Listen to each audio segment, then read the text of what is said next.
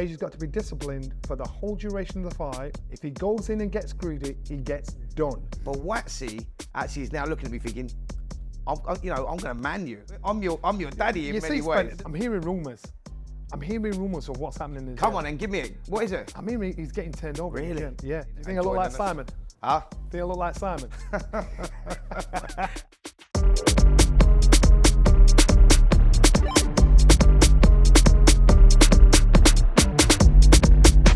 Hello, welcome to Talk Boxing, episode number 58. Now don't forget to like the videos and subscribe to the channel. Now listen, no Simon Jordan this week.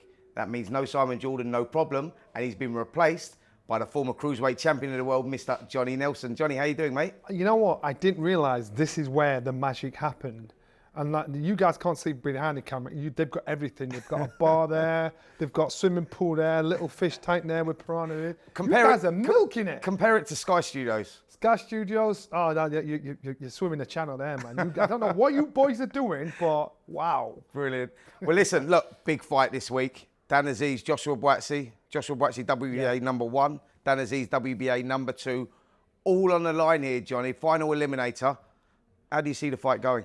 No, obviously this fight was postponed. Now we're back on again. Sky Sports Arena, 7 p.m. Saturday night. This fight is going to be, the build-up's going to be as good as the fight. I think the build-up alone, we're doing a live, gloves are off in Box Park in Wembley. So the studio, the audience are there, seeing us do the show. The problem, and when we're in the studio doing gloves are off, it's okay because you can kind of contain certain situations when it gets a bit heated and things like that. But when there's an audience and they're supporting one fight or the other, and somebody says something that might be a bit disrespectful to the other, or I may ask a question that the other fans don't like, that's why I like live. I love that. I love this. And so I think for the first time we're doing it live, I think it'll be one of many. The fight itself can be won and lost before fight night. I do believe Danny's happy to say I'm the underdog. He's happy to try and put the pressure on Joshua Buatsi because he knows Joshua Buatsi doesn't like being the main attraction. So he keeps saying, no, you're the underdog. Stop trying to play it down every time. And he's not giving him any favours. You know, in the gym, when you're in the gym, you're training with somebody and they've always had top dog when it comes to sparring and doing everything in the gym. They're never going to respect you like they should do. Now, Danny's in that position and he's fighting with a chip on his shoulder. So he's the hunter. Yeah. He's not the hunter, he's the hunter, which makes this a good fight. All South London derby, bragging rights on the line for these two. Joshua Buatsi was the kid, you know, he's the Olympian. Dan Azeez used to look up to him. He was the one. Buatsi was his mentor in many ways, you know, and now they've taken different routes. Joshua Buatsi, you know, his last couple of fights are sort of tailed off. He's sort of plateaued a little bit. People are questioning, you know, has he still got that hunger, that desire? Has he hit his level? Can he improve anymore? You know, many talks about him being globally the best prospect in the world at one point, and he seems to have gone off the boil a little bit. Whereas Dan Azeez, he's taking a different path. He's done it the old school way, you know, when you go like Southern area, English, Commonwealth, European. You know, he's done it and he's learned his trade on the road. Now you're looking at this fight and going, it's a genuine 50-50. And I think Dan Azeez feeds off that, by the way. He's the type of guy, I saw an interview that he'd done there just a couple of weeks ago, and he was talking about always being the underdog. You know, he said he could not get a deal with any promoter. He went around all the promoters, no one would give him a deal. He said, so that drove me on harder. I went to the gym, I worked harder. I boxed on these like non-televised shows. I've done it the hard way. And he said, no, get this opportunity. And he said, you know what? But Buatsi actually is now looking at me thinking, I'm going to man you. You know, I'm your daddy in many ways. The thing is, this is why Dan will get the respect and secret love from old school fighters like me and yourself, because he's done it the traditional way, the hard way. He's not had no springboard into the professional ranks. So you know he's had to work hard for it. You know he's the underdog. And when I've been asked before, who do you think? I've never wanted to say, because I don't want him to feel like, I don't want any fighter to feel like I dislike one or the other. I think I like both fighters. I love Dan Azeez because I love the journey he's been on. I've been him. I've been in his shoes. I've been that guy that's had to go as a sparring partner. Nobody wanted to know. I've been him, which is why I'm supporting him, thinking, I hope you pull it through. Well, for Joshua Buatsi, he was rising high, and all of a sudden he seems to have just gone quiet, and his development seems to have stopped a little bit. And he's looked behind him and seen Dan come along, thinking, hold on a minute. they're all talking about this young man as like, you know, the heir apparent. What about me? So that's giving some fire in his belly. I think this fight will be his best performance as a professional fighter in his career. And the reason being, because he's familiar with Dan. He knows what he has to do. He's trying to make his statement. It's number one fight, number two. It will be Joshua Buatsi's best performance. But for Dan, it will also be in his most honest performance as well. And this fight will take a lot out of both fighters. Trust me. They were foes. No, they were friends. They're not really foes. This is professional. They can get the job done. But trust me, it'll take a lot out of both. How difficult is it? Like you say, like, you know, friends turn enemies. You know, now they've got to put friendship aside. And now you go and you put it all on the line there. And this is all about business. How difficult is it for both of them to do that? We had them in the studio last week, actually. And they said, you know what it is? It sounds a lot more difficult than it is. You get in there, and as you know, you're sparring. You know, even if you're sparring your brother, you get in there, bam, you hit the switch, and that's what boxers do. That's exactly what it is. And that's what they'll do on Saturday. I boxed a guy I used to defend my world title against, Rudy May. Rudy May, I knew Rudy from when he was 17 years old. This guy was, and we became friends. Our families became friends. Our kids, our wives, they were friends. Ex-wife, they were friends. and so when it came to fighting, Rudy rang me and said, Johnny, because we speak once a month or so, Johnny, look, I've got a problem. I said, what's that? He said, they just mandated me to fight you, and I've got to take the fight. So as soon as he said those words, I've got to take the fight, I knew this conversation was done. I've got to take the fight. I went, all right, man. Listen, we won't be able to talk to each other for a while. He said, I know. And so in my head, I'm thinking, I'm this guy's friend. He's my friend. But I know he's hungry and he wants my position. So therefore, I've cut off all emotion and I'll not talk to him. I'll blank him. I'll be completely different from the guy he knows. And that's what I had to do. And after the fight, I knocked him out in 7 rounds. After the fight... Friendship was stronger. Yeah. After the fight, we sat on the medical table. I had a cut on I'd broken a rib in sparring before the fight, actually. After the fight, we both sat in the medical table next to each other. And he said, Johnny, you know what got me? I said, what? He said, you wouldn't talk to me. You blanked me. He said, I needed some kind of familiarity. And this is what's going to happen. Dan's got to be so unfamiliar with Joshua Buatsi. And Joshua Buatsi's got to look at him thinking, what is this about? You getting in my face? Because Dan's a nice kid. He's not, but really, he's been in his face. Saying, Dan's been trying to get in his face, though, but Buatsi's a cool cat. He doesn't really say too much. Like when I said to him last week, listen, Josh, you know you start the big favourite here. Because he said, no, I don't see myself as that. But you know that he does see himself as that. You go, but Dan Azeez is feeding off this. He's saying, listen, what happens when I'm still there, 10, 11, 12, and I'm still in his face, and I'm still pushing it? He goes, because I know what I've got to do. I know that I'm going in deep waters. Does Joshua Buatsi believe that I can get there? And I think that's the $1 million question, because Buatsi doesn't give anything away. He's saying, listen, I don't see it as I'm the favourite. You know, I'm going in there, I've got a job to do, and I see it as a big opportunity, you know, with the Dimitri Bivol, Better BF Boxing, you know, possibly June the 1st for the undisputed title. Both these guys are ranked in the top 3 in all the governing bodies. So the opportunity is going to be there from Johnny.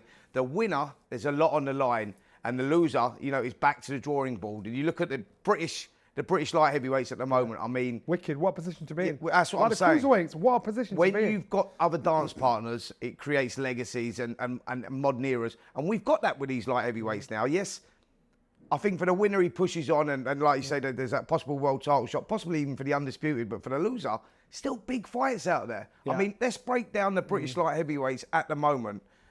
Rank them in order for me, if you like. If I give you them, you've got Callum Smith, you've got Joshua Buatsi, you've got Adam Azeez, you've got Lyndon Arthur, and you've got Anthony Yard. There's the top 5.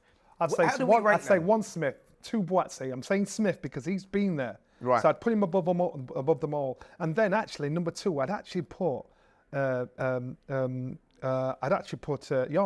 I'd put Yard there because he's been there. It doesn't matter whereas Joshua Buatsi hasn't yet. Yeah. So regardless, so you've got to look at past form. So then I'd put Joshua Buatsi, then I'd put Dan, then I'd put Lyndon Arthur. Lyndon Arthur's a good fighter though. Unfortunately, he's not turned over enough turf for you to think, wow, this guy's made a massive difference. Maybe that opportunity, we don't know. But that's how I do it. And I actually think all these fighters, because I actually thought when Smith lost in his last fight, I thought he's done. But then I thought on the domestic scale, there's still something that'll put fire in your belly. There's talk of Smith boxing Anthony Yard. So this is where we're going with this. Fight. Look, we'll break the fight down with Buatsi and Azeez at the moment, how it can be won and how it can be lost. But let's look at the landscape of the light heavyweights right now. and you say, like, look, the winner of Buatsi Azeez, they've got that opportunity possibly against, you know, the winner of Bivol, Beterbiev. And you look at, like, Smith's now saying, listen, I'm still in the picture. And Anthony Yarde, he's still very much there. He put up an unbelievable fight. Looks even better against Beterbiev now. For both fighters, that might actually be financially and notoriously more beneficial to both fighters fighting each other. Yeah. And because that's got a crossover appeal. You've got people that might not be mad boxing fans that had watched that fight. So you've got to think there's two ways you've got to look at it. It's show business. And the fighters want to fight the best in the best.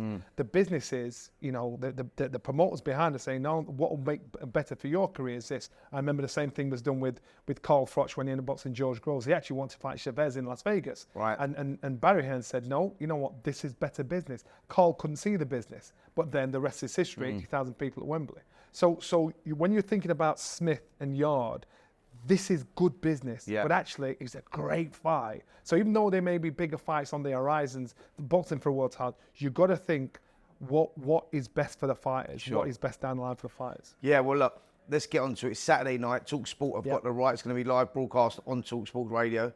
We're right across that because it is an unbelievable fight. Yeah. You know, like I say to you, world number 1 and 2, putting it on the line, 2 British guys. It's a huge fight. Who wins and how? I love this fight because it's got everything expected. These guys don't have to trash talk. They're very honest pros. I think they're going to leave it all in the ring. And I love, it's that throwback where you think, at last we've got 2 genuine guys that want to fight each other. It's a hard call. Does pressure play a part in this, by the way, for the winner? What I'm saying is, like, you look at it on paper and you go, Buatsi starts the favourite. Yeah, Azeez has done it that hard way, but Azeez, he likes being the underdog, so he's feeding from that. With the pressure of what's on the line here, can that play a part in this? Well, you've got to think, for these 2 guys, this is the big fight for us. Can you imagine after this, the fight either against Beterbiev or you've got to think, who you were going to fight, or Bivol. So this is a big fight, but the fight after this is twice as hard. So now I think the pressure is more on Buatsi. The reason being is Buatsi, he's got more to lose, whereas and Dan knows that. Yeah. Dan's an honest pro man. He'll graft. He'll do what Buatsi's got more to lose because it's like he's stepping back. Yeah. If he loses to Dan, and so that's where the pressure is. How do I see the fight going? I'd say, I think it's the best performance from Joshua Buatsi. I think if it goes the distance, he wins. Yeah. I think when it comes to ring generalship, when it comes to boxing ability and IQ, as a boxer, I'd go with Buatsi. But I think the unpredictability, the art of surprise, is there for Dan. Dan is a guy that's breaking all the records. Dan's a guy that's coming through, doing what nobody think he could do. Dan is a guy that's kicked the doors down. And if Joshua Buatsi underestimates him 1 iota, he gets stopped. He doesn't lose on points, he gets stopped. How does Azeez win the fight, right? How does he do that? Is it a case of Azeez has to outwork him, he has to stay in his face, sit in the pocket? This is the way that I see it. I think Azeez has to stay in his face, sit in the pocket, make Buatsi work when he doesn't want to work. And like you say, try and take him into that deep water in those later rounds and do what he does best and like sort of grind him down, if you like. But in the process of doing that, we know Buatsi and we know what he's like, you know, 25, 13 KOs, we know how heavy-handed he is, you know, very spiteful puncher. In the process of Azeez sitting in that pocket, he puts himself in that danger zone as well, though, don't he? So that's why it's such an interesting fight. I'll tell you what makes it even more interesting. Remember when Sugar Ray Leonard boxed Thomas Hearns, and you thought Thomas Hearns was going to go in there and knock him out? Yeah. Was actually Thomas Hearns was out boxing Sugar Ray Leonard. Don't be surprised if Dan comes in and starts trying to outbox him because he's got an amazing long jab. But in my head, what would be good for Dan is to get him into a bullying. He's got to make him feel uncomfortable for 3 minutes at every round. And yeah, there's that unwritten rule where you'll step back, get a breathe, and step in again. He needs to break every single rule. He needs to get him complaining. And I mean, get a little dark, get a little dirty, get him complaining to the referee. He needs to make him understand, I am not the guy, the boy you knew. So Dan has got to throw the phone book out of the ring and get in his face and rough him up. But it has to be educated pressure because, like I say, you know, like has Dan Azeez got the defensive technicability to be able to stop Buatsi catching him on the way in? No, listen, he's gonna have to take some leather on his way in. Yeah. But, and that is what he's depending on, breaking Joshua's heart. Because he's saying, when I'm there round 10, 11, 12, after you've thrown all your shots, you've come out with all your combinations, and I'm still in your face putting it on you, that's when I get you. And Dan, he said it, he's giving you the blueprint, and that's his intention. So he's expecting to catch a thrashing on the way in. But he knows when he gets in there, that's his game, that's his world, that's what he wants to do. But you can see both guys coming out victorious in this one. Yeah. What I'm saying is, it could come down to the tactics, who gets it right, who gets it wrong. I mean, let's talk about the trainers of these two. You know, I think that they both committed themselves. They've both taken them stateside. You know, Dan Azeez working with Buddy McGirt and Joshua Buatsi with Virgil Hunter. Is that a good move? Yeah. When Buatsi went to Virgil Hunter, I sent him a message saying, best move you could ever do. You know, and I know Virgil Hunter, he wants his fighters to live the life, be over there. There's no being a celebrity. This is your life. And if he could live the life that he wanted him to live, then you know what, he's always successful.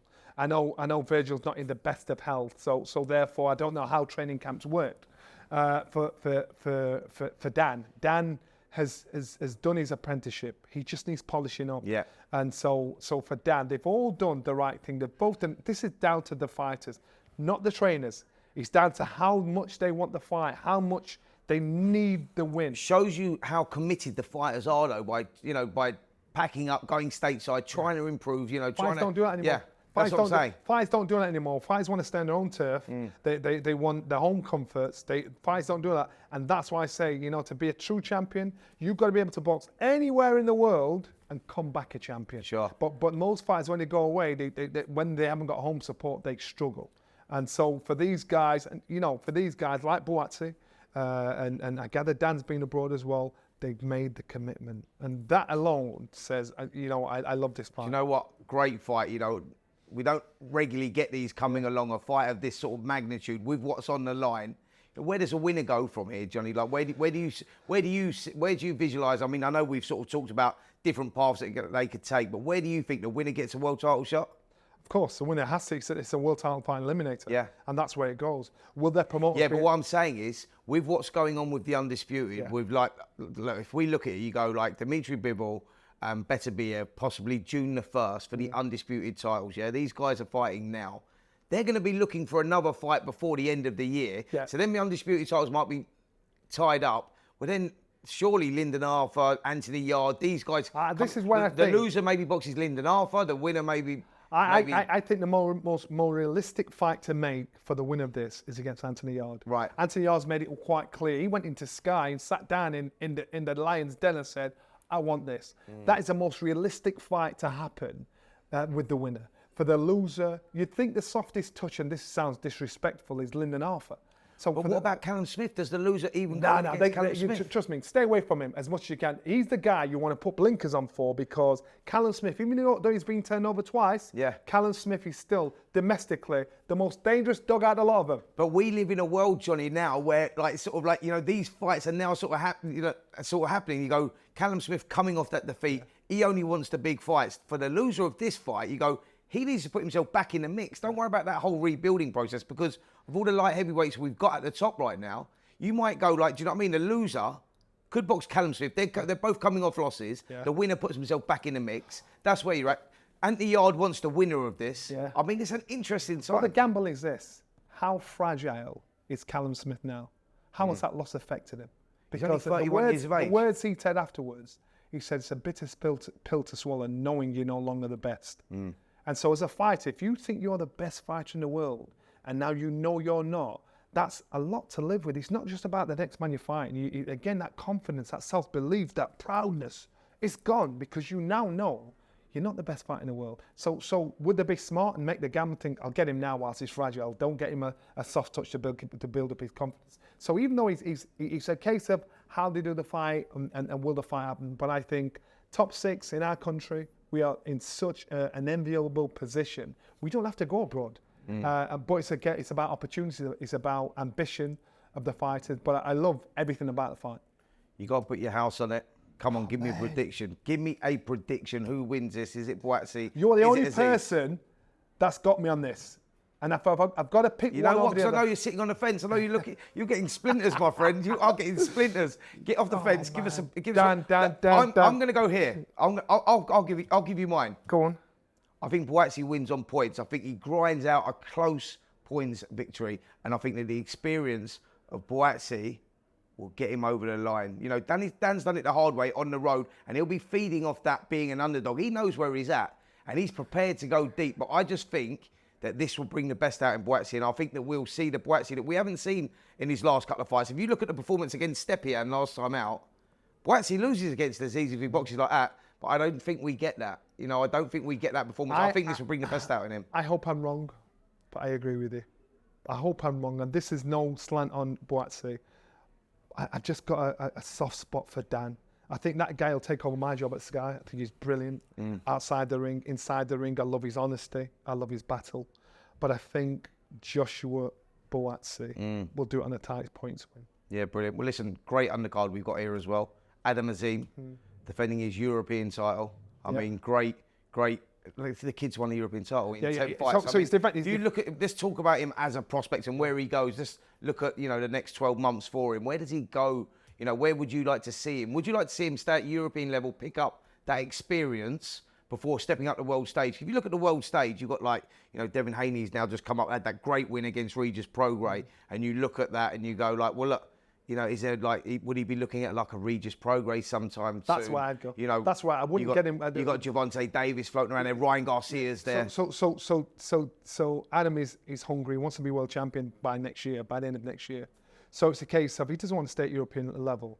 But would you say he's best set there? Like, as in, like, what I'm saying is, he's an incredible talent. We all know that. But he's still naive. He's still got a lot to learn. He's got to learn. And we saw in this last couple of fights, I thought you're going back straight heads in the air. You've got to fix this stuff now before you step into the next scale. So I think I'd probably do a couple more fights at this level, or fight a former champion, or fight a former title challenger, and do it that way. Like, would you take him stateside and you know, get him that experience against, without you a know, doubt, some of the Americans? without a doubt. But realistically, the business side of it, will they do that? Will they? Because the businessmen still want to make their dough and get their platform. But the best thing for him, if he doesn't go to fight abroad, he needs to go away as a sparring partner abroad and by himself in the backyard of all these people to think, I can do this or I can't do this. He's got to grow up by himself, but he's still got a lot of learning to do. So yes, at European level, I'd stay, probably do another defense of this if he gets through it. He's fighting a former European champion. I saw some chinks in his armour. He's still got the win through. So at European level, he needs to stamp his authority and get where he is. And then I would go for someone like Prograis. Yeah. Do you think can he win a world title? Do you think that or it's not can? When does he win a world title? Is it in the next 12 months? In the next 24 months? Where do you see it? Well, it's about character, and in the case of who the champion is at the time, because he might come up against one of the best that's out there, and he might lose. Yeah. But don't walk away because he just wasn't your time. He's got stardust written all over him. This kid can fight. He can fight, he can bang, he's hungry, he's got a professional mentality, he's just inexperienced. Sure. And that's the one thing you can't buy, borrow, pretend to have. So until he gets those experiences, you cannot say now's your time. He will be world champion as long as he stays hungry, wants it enough, and stays in the same direction. Sure. Well, listen, another future British superstar on the bill as well. Ben Whittaker. Go on, another light heavyweight as well. I mean, look, he's only had 5 fights, Ben Whittaker, and we've seen how good he is. Like, how difficult is it going to be for him to hold him back? I mean, there's talk of him even saying, look, could the loser of this fight against Azeez and Buatsi, could Ben even be ready to take on the loser of this fight? I mean, he wants it. Yeah, and that's what I'm saying. So where do you fight? Where do you see it? I see him a year away from that. I see, but he's in such a position where he's too good for his own good. They've got to pay a shed load to any opponent that gets in with him. The kid is entertaining. You love him or loathe him. He can fight. He's still got a lot to learn on the job. But I think we're a year away from saying, right, now's the time. Yeah.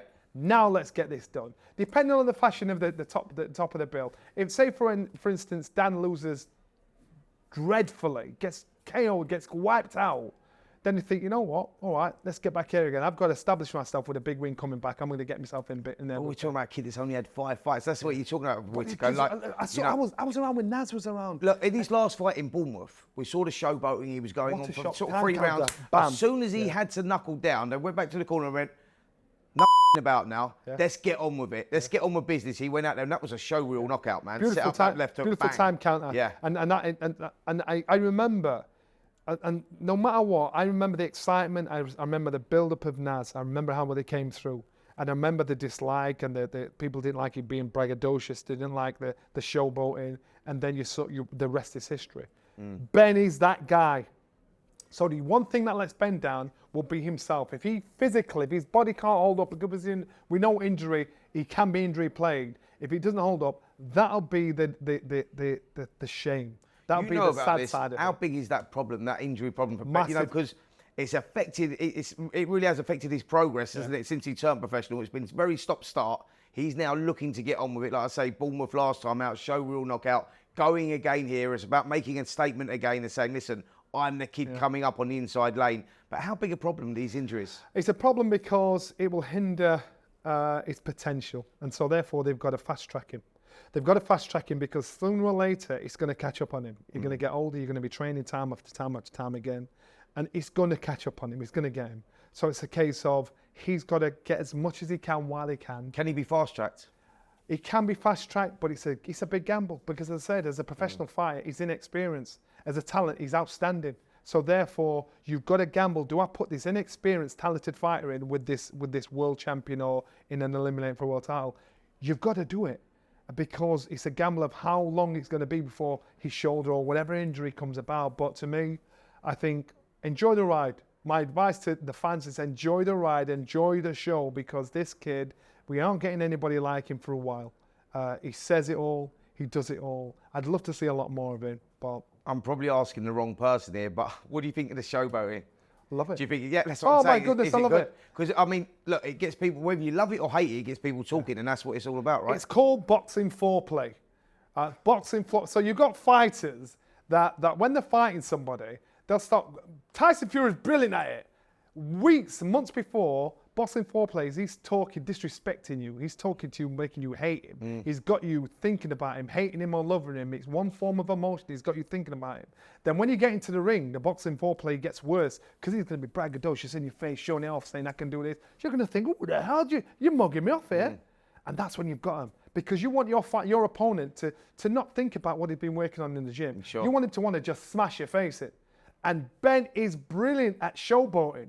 Brilliant at dismissing you, brilliant at looking down at you, looking like you're like something off the bottom of his feet. He is the best. He's the best boxing player going. But we live in a world where showmanship is a big part of it. Do you know what I'm saying? Do you think he's going to capture the imagination of the people? Because, look, we know him on a personal note. Don't take the camera out of his face. He's a lovely kid. And he works a lot harder. He's a lovely kid and he's a grafter. Yeah. He puts the work in. One, can he get down in the trenches? Can he bite down on the gum shield? That's what we don't know. That's what we've not seen yet. Do you believe that he's got that? Do you think he ticks all the boxes? I think he ticks all the boxes. And I think in regards to him showboating, if the fans don't like you, or if they do like you, they're going to watch. One will watch to see you get knocked out, and the other will watch to see the excitement you create. I've seen it. Does he remind you of your old gym mate Azim Hamid in many ways? Completely. I used to hear what people say about him. And people have come up to you on a personal level. He's a this and that. I'm like, you know what? Doesn't matter what you think of him.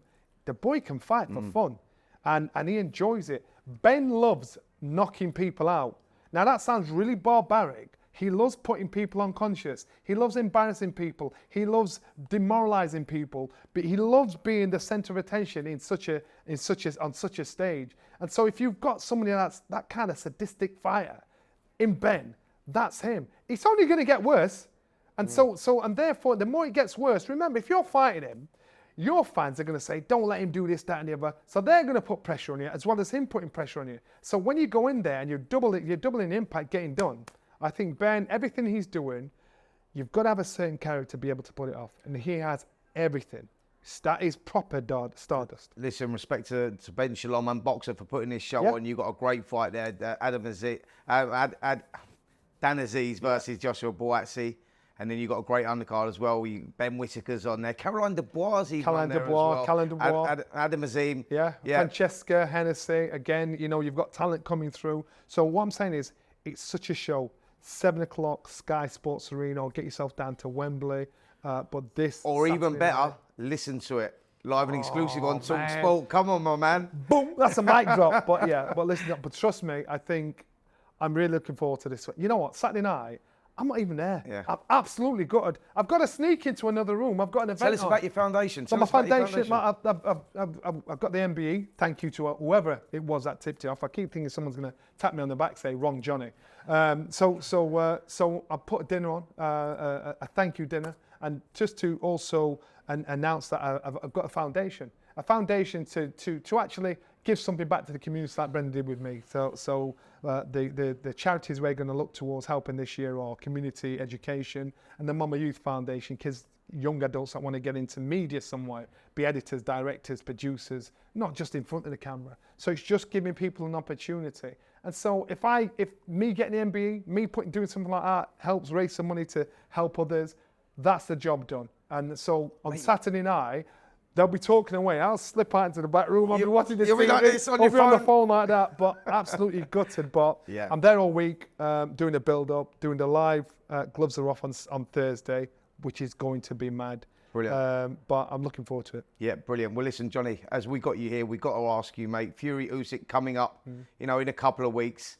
AJ versus Ngannou as well. Let's get your thoughts on Fury and Usyk. How do you see that fight going? Fury Usyk. If Fury, I'm hearing rumours.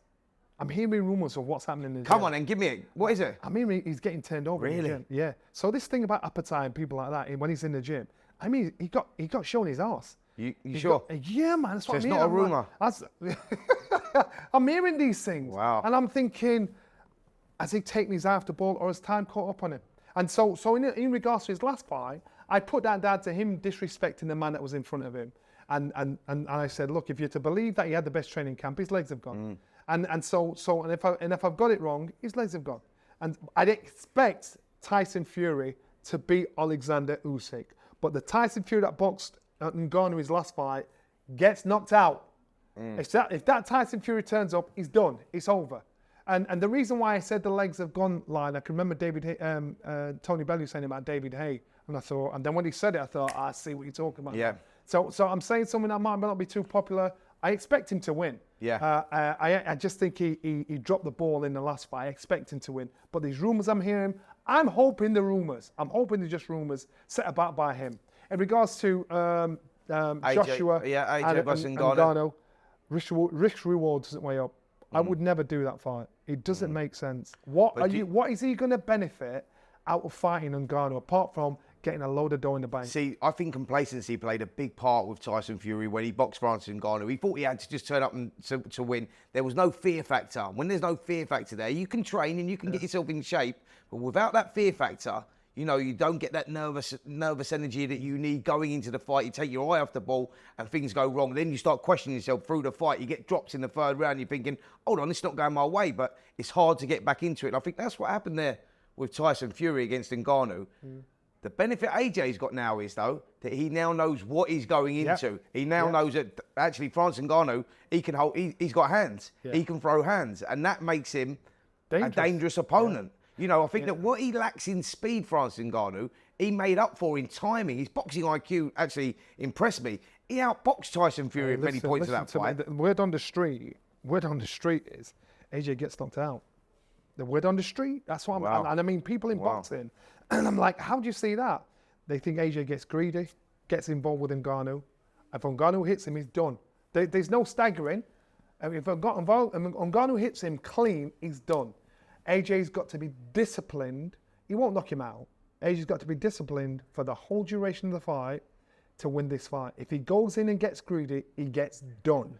See, I don't think that happens because I think AJ has got that experience now. He knows what he's going into and he'll take his time. He won't go in there. He won't take no chances. He goes through there. With what's on the line as well, we heard Turki Al-Sheikh saying at the press conference the other week, the winner of Fury and Usyk, forget the rematch, the winner of Fury Usyk boxes the winner of AJ versus Ngannou. That's what he wants.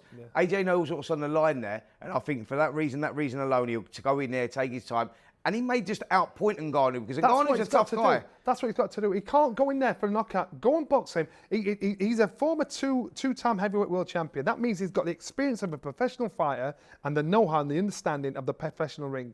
Why give a man a chance that hasn't got one? Yeah. Get in there, box him, box him. He's never going to outbox you, ever in a million years. He's going to outrough you because if you and I stood with pint glass in our hand, it's a case of who's the first one to land that gets it. Yeah. Outbox him. AJ will outbox him every day of the week. I expect AJ to beat him, but beat him on points because if he gets greedy and he goes in and gets hungry, he gets turned over. Let's do it. Prediction time. Fury Usyk. Give me the winner. I'm going. Common sense tells me the good big un will beat the good little un. As in Fury beating Usyk. Fury points. Fury on points. And AJ Ngannou. AJ Ngannou, I think AJ beats Ngannou on points. Exciting fight. Listen, other news. Conor Benn, he's fighting again this weekend So out in Las Vegas Yeah. Against Peter Dobson. Don't know too much about Peter Dobson. Unbeaten in 16. Been inactive. Hasn't boxed for about 18 months or so. What do you read into that? Firstly, what do you read into Conor Benn still boxing at the moment with this dark cloud hanging over him? I saw him on Breakfast TV talking about his career. And as far as he's concerned, he's getting on with his career. The British Boxing Board of Control have not changed their stance. Everything still stands. So he's got to...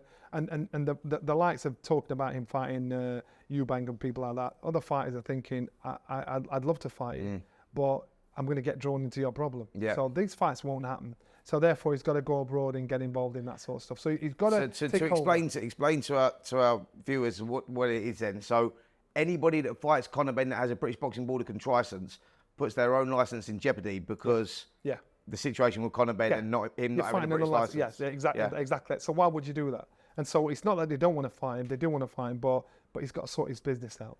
I think for Conor Benn, he'd have been better off just swallowing it, and the ban would have been over now. Yeah. But you know what? As far as he's concerned, he's done nothing wrong. So therefore, he will get on with his career abroad. If he's doing that, I'm a massive fan of Conor Benn. I love the growth of this young man. And what's happening around him, you've got to sort out your business. I'll watch the fight in the States. I will definitely watch it. Does he win that fight, by the way? I mean, he's listen, not a bad fighter, Dobson. Listen, I saw a I haven't headline. seen too much of him, but he's not a bad fighter. I saw a headline, which he said, I'm one of the most sought-after fighters out there on the circuit. He actually is. Yeah. He actually is. He's one of those guys that everyone wants to fight, but you're thinking, I can't fight until you sort your business out. I think Conor Benn, I'd put him up there in the top 8. In the top 8. Wow. You know, and so... It's a strong division. Top 8, I think his development has gone mad. I think, but the problem is, until he sorts his business out, there will always be a problem, him getting into that top 5 or getting in touching distance.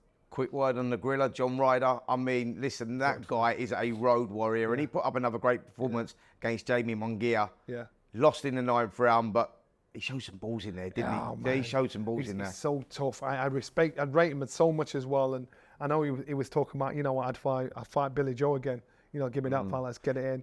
I like him. John Ryder, he's been so underrated, it's untrue. And I think Ryder, you've given all and more to this sport, and people don't realise how good a fighter you are, not are. I think you got turned over by the better man, but there are still good fights, intriguing fights here for him on these shows.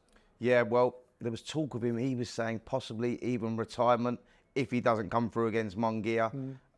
He'll probably have a long rest, long look at that. But whatever way he goes, you know, he's been a great servant to the sport. Whatever way he goes, he's making the right decision. Yeah. And that's why I look at him and think, you know what, John, you've made some dough. You've almost touched the highest of the high. You're giving a lot to our sport, and I'm quite sure he's very knowledgeable. And he's a happy guy. Do what makes you happy. You know, there's talk of Kell coming back out, you know, to fight, you know, and then the talk's getting more serious. I think he should do it. He shouldn't do it because he's at peace, but he's lost his board.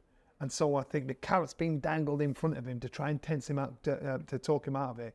Don't do it, because when you're in boxing, you think boxing is the whole world, nothing else exists. But in reality, we're that.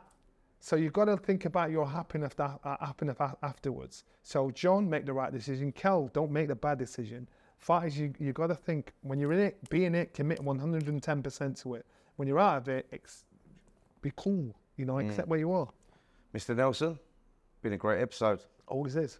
Great episode, mate. Listen, thanks so much for coming in. Do you think I look like Simon? Huh? Think I look like Simon?